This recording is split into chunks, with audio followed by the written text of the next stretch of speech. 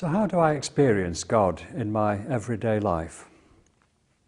Well, one thing's for sure, I don't see visions, I don't hear angelic voices.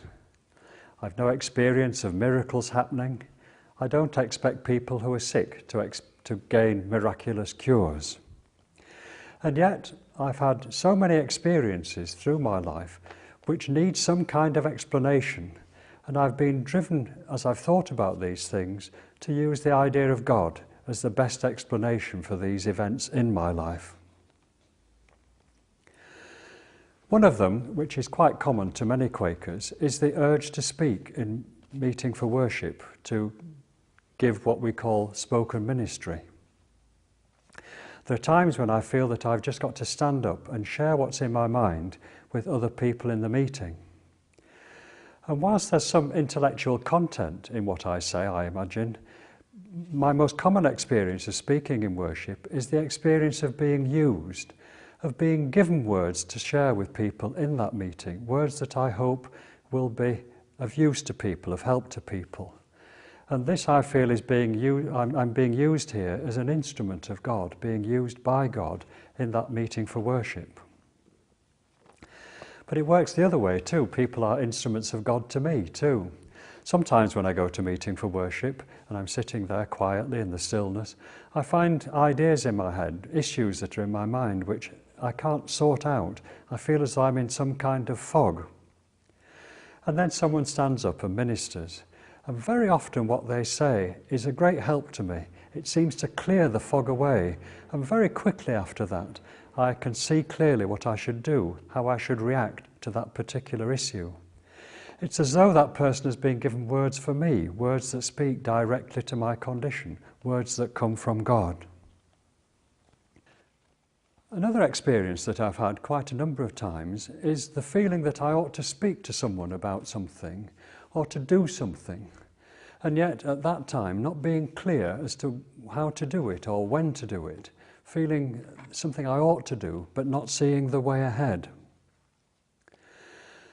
What I've learnt through experience, sometimes bitter experience by making mistakes, is that what I have to do in that situation when I feel I ought to do something or say something is to wait for a leading, wait to be guided for the right time to say or to do something. What I find I'm required to do is to trust God and to be patient, something I don't find very easy, being patient. If I rush these things and go in like a bull in a china shop, then it tends not to work.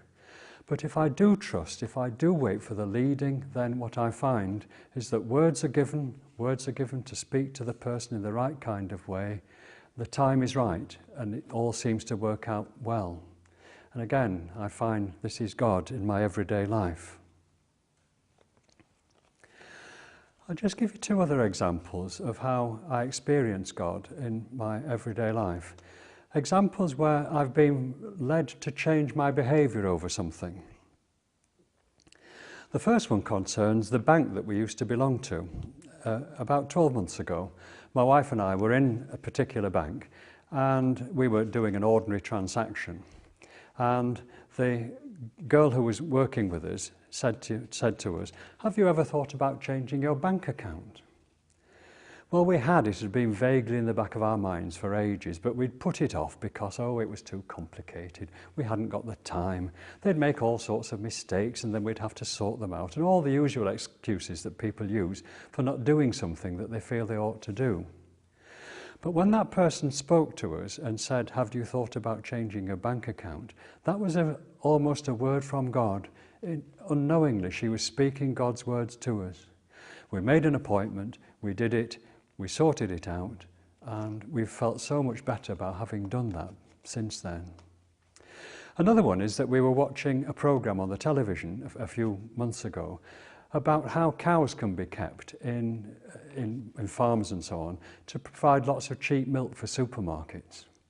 We've been thinking for a while about changing to organic milk, but again, for lack of inertia, we'd not done anything about it. But when we saw that television programme, we felt as though it was speaking directly to us. This was a challenge, a prompting from God to do something about it, to change our way of life. And that's what we did. and again feel so much better about having done it. For me, God is someone who leads, who guides, who prompts us into doing things. And I find that when we respond to those promptings, when I respond to those promptings, to those leadings, then that's a source of joy and fulfillment.